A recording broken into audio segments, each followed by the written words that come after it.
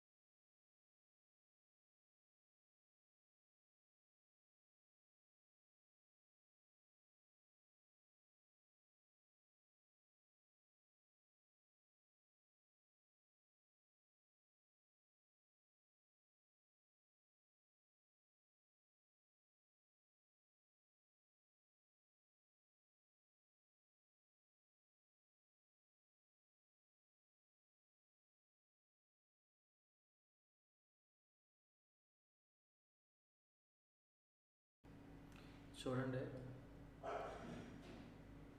Reach అయిందా? Yes bro. So reach అయింది. So rejection తీసుకుంటుంది.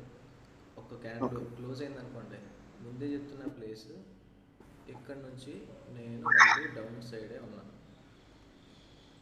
ఓకే, ఓకే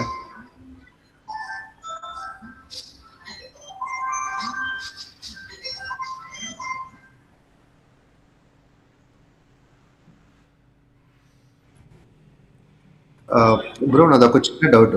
మనము పిఈ స్టాప్ లాస్ ఉంటాం కదా, పిఈలో స్టాప్ లాస్ వచ్చి హిట్ అయిపోయిందో ఒకవేళ పీ తీసుకొని ఉంటే. అర్థం కాదు. ఇప్పుడు పుట్లో మనం పుట్లో 232 పాయింట్స్ కాడ స్టాప్ లాస్ పెట్టుకున్నాం కదా రెండు. ఒకవేళ ముందే తీసుకొని ఉంటే స్టాప్ లాస్ హిట్ అయిపోతే మనం అక్కడికి ఎగ్జిట్ అయిపోవాలి కదా. ఏ ముందు తీసుకుంటే ట్రిగర్ అవ్వకుండానా? అక్కడ బ్రేక్ అవ్వకుండా తీసుకుంటేనా? అవును. సో బ్రేక్ అవ్వకుండా తీసుకోకూడదు మనం. Okay okay. ఎందుకంటే అంటే ఫర్ ఎగ్జాంపుల్ నేను ఒక 270లో తీసుకున్నాను అనుకోండి బ్రో, పి అనుకోని మూమెంట్ 270 270 270 పైన. అవును అవును అవును బ్రో. అది తీసుకొని ఇప్పుడు స్టాప్ లాస్ వచ్చి మనకి 230 నుంచి 250 వరకు ఉంది. ఒకవేళ స్టాప్ లాస్ హిట్ అయిపోతే అక్కడికి వదిలేవాలి కదా. మీరు ట్రేడ్ తీసుకున్న తర్వాత స్టాప్ లాస్ పెట్టేయండి. మీరు ఇక్కడ తీసుకోవద్దు, యాక్చువల్గా పైన తీసుకోవద్దండి. మహా అయితే ఒక 3 to 5 పాయింట్స్ దొరికితే తీసేసుకోండి పైన. మరి ఎక్కడో 10 పాయింట్స్ 20 పాయింట్స్ పైన తీసుకోవద్దు, ఎందుకంటే స్టాప్ లాస్ పెరిగిపోతుంది. మీరు ఎక్కడ తీసుకున్నా స్టాప్ లాస్ ఫస్ట్ పెట్టేయాలి.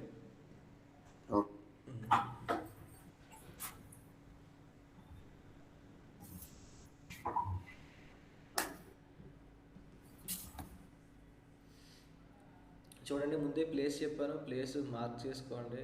ఎక్కడ 85,387, 85,452 ఈ ప్లేస్ నుంచి మళ్ళీ నేను డౌన్ సైడే ఉన్నాను. ఓకే, డే హై క్రాస్ అయిందని చెప్పి అందరూ అప్ సైడ్ వెళ్ళొచ్చు. బట్ ఇక్కడ నాకు సెటప్ వస్తే నేను మళ్ళీ డౌన్ సైడే చూస్తాను. పంపిస్తానండి. పంపించిన తర్వాత మీరు డ్రా చేసుకుని అబ్జర్వ్ చేయండి. ఓకేనా? ఓకే. సింపుల్గా 100 పాయింట్స్ రీచ్ అయిందా? ఇక్కడ లోనే కదా పట్టుకున్నాం క్యాండిల్ స్టార్టింగ్లో. 150 పాయింట్స్, 170 పాయింట్స్. టార్గెట్ రీచ్ అయిందా? మనం అనుకున్న టార్గెట్.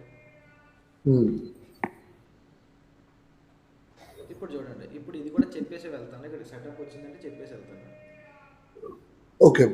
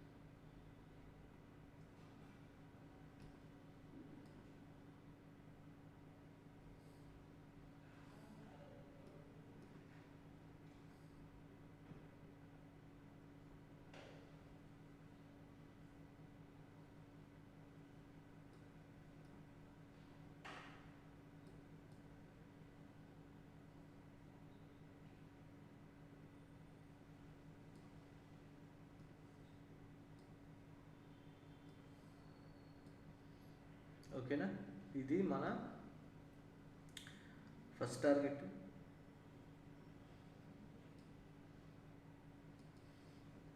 ఇంటర్వ్యూ వస్తే చూద్దాం.